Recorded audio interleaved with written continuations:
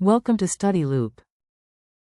So in this problem, we are given that with an relation between the QC and KC, where QC is greater than KC.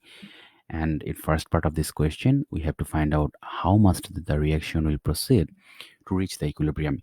So the QC is the reaction quotient, which is basically, so for example, if we have a reaction like this, AA plus BB produce in an equilibrium with CC and DD, where small a, b, c, d are the coefficient of the reactants AB and the product CD. Now, for this reaction, the value of QC will be um, C over C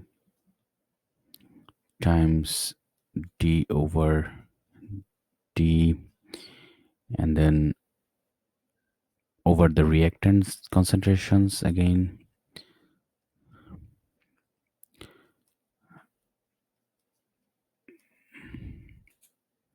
So this is basically also the expression for the Kc at the equilibrium. That means this expression is for Kc only at equilibrium, but the reaction quotient is a value uh, which can be which can be calculated at any stage of the reaction. So that doesn't matter whether the reaction is at equilibrium or not, but the value of Kc is exactly the value of this ratio at the equilibrium. So if we have a larger value or a greater value of QC than KC, that means the reaction is not at equilibrium, and larger value of QC means we have larger amount of the products present. Since the larger value of QC means the larger value of the numerator, that means we have more products present in the reaction mixture. And if we need to achieve equilibrium,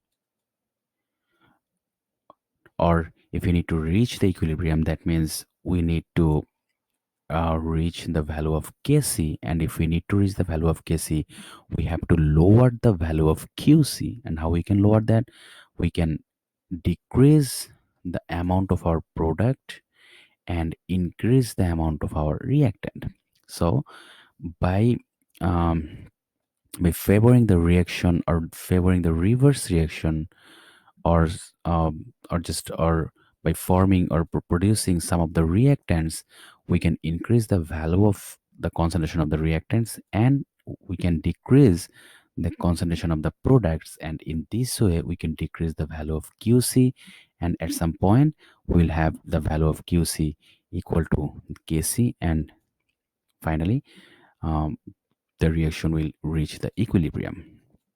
So the summary of this conversation here is, um, if we have a QC value greater than Kc, that means we need to decrease the concentration of product, or we need to increase the formation of reactant to reach the Kc value as well as to reach the equilibrium. Now in second part of this problem, we are asked to find out the value of QC um, at the start of a certain reaction, when when there are only reactants and no product.